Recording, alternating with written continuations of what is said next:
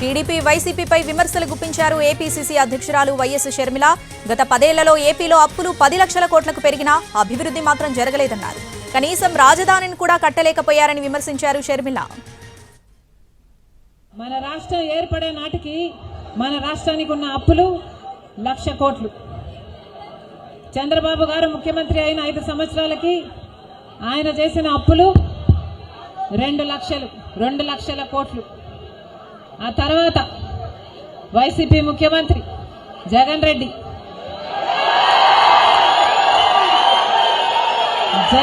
గారు చేసిన అప్పులు 3 లక్షల కోట్లకు పైనే.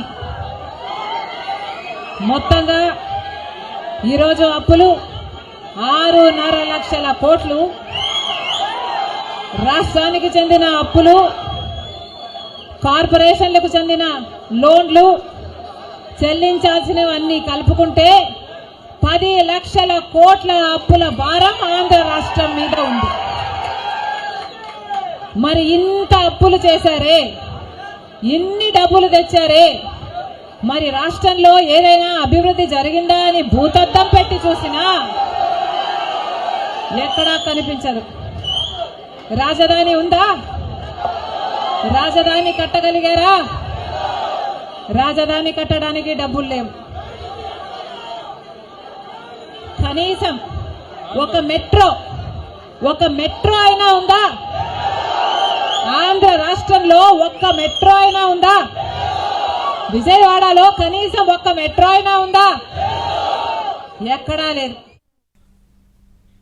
ప్రతిపక్షంలో ఉన్నప్పుడు ప్రత్యేక హోదా కోసం ఉద్యమాలు చేసిన జగన్ అధికారంలోకి వచ్చాక పోరాటాలు చేయలేదన్నారు. ప్రత్యేక హోదా రాలేదు అనే దానికన్నా పాలకులు తేలేకపోయారని చెప్పుకోవాలన్నారు ఆమె.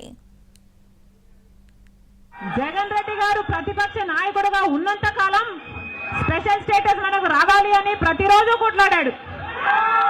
నిరాహార దీక్షలు కూడా చేశారు. ప్రతిపక్షంలో ఉండగా జగన్ రెడ్డి గారు చెప్పిన మాట, మేము అవిశ్వాస తీర్మానం ప్రవేశపెడతాము, తెలుగుదేశం పార్టీ ఎంపీలు అందరూ కూడా మద్దతు ఇవ్వండి, మూకుమ్మడి రాజీనామాలు చేస్తే స్పెషల్ స్టేటస్ ఎందుకు రాదో చూస్తారన్నాడు జగన్ రెడ్డి. ఆఖరికి జగన్ రెడ్డి గారు ముఖ్యమంత్రి అయిన తర్వాత ఒక్కసారైనా ఒక్కటైనా నిజమైన ఉద్యమం చేశాడా స్పెషల్ స్టేటస్ కోసం? స్వలాభం కోసం రాష్ట్ర ప్రయోజనాలను తాకట్టు పెట్టింది వైసీపీ. ప్రభుత్వమైనా ప్రతిపక్షమైనా ఒక్క నిజమైన ఉద్యమం చేసింది లేదు. ఈరోజు మనకు స్పెషల్ స్టేటస్ లేదు అంటే ఆ పాపం ముమ్మాటికి చంద్రబాబు గారిది, ముమ్మాటికి జగన్ రెడ్డి గారిది.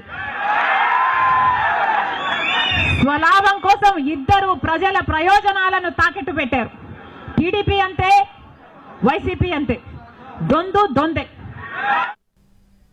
10 ఏళ్లలో కనీసం 10 పెద్ద పరిశ్రమలు కూడా తీసుకురాలేకపోయారని అన్నారు వైఎస్ షర్మిల. కనీసం రోడ్లు వేసుకునేందుకు కూడా రాష్ట్ర ప్రభుత్వం దగ్గర డబ్బులు లేవని విమర్శించారు. ప్రభుత్వ ఉద్యోగులకు సమయానికి జీతాలు కూడా ఇవ్వలేకపోతున్నారని విమర్శించారు.